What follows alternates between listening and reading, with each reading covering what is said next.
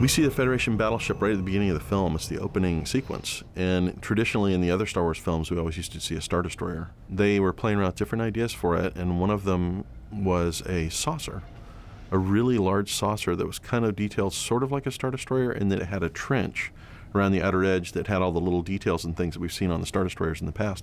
And they had a little inset, top and bottom. So that was one idea, and another idea was kind of a ring. And the idea was that this ring had kind of claws, 4 claws that would hold a sphere inside this thing. So it was like a donut with a tennis ball sitting in it. And Doug did a couple of concept drawings that were the version that we've got, where it's kind of got the opening and it's got the ball. And initially the idea, I think, was that the ball could rotate on the end of the neck that was inside so that the body could swing around and the ball would remain stationary. And there are 2 different versions of it. There's kind of the standard ship, and then there's another ship that's the command ship that has a tremendous array of antennas and things attached to it. And that was executed as both an 8-foot model and then also a much, much larger surface section. The model, I think, was probably like 20 feet by 30 feet.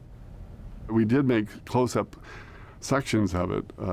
There's a scene where some ships are flying through its antennas areas, and so we'd have to make big versions of what, take a little bit piece on the ship and make it, 12 feet across. And so we did a lot of that, sections, large sections.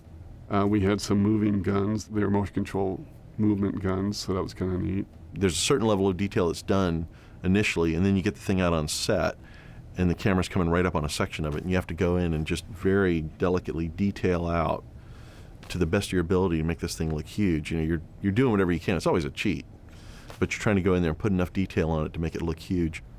We had to light that model up from the inside with custom fluorescent lighting and little holes in the paint scheme to make a scale of the lights look small and consequently make the model look big. That was a very difficult one to build because of its shape, and it got heavy. It got really heavy. That thing was a monster. There's more metal in that than there is in my car.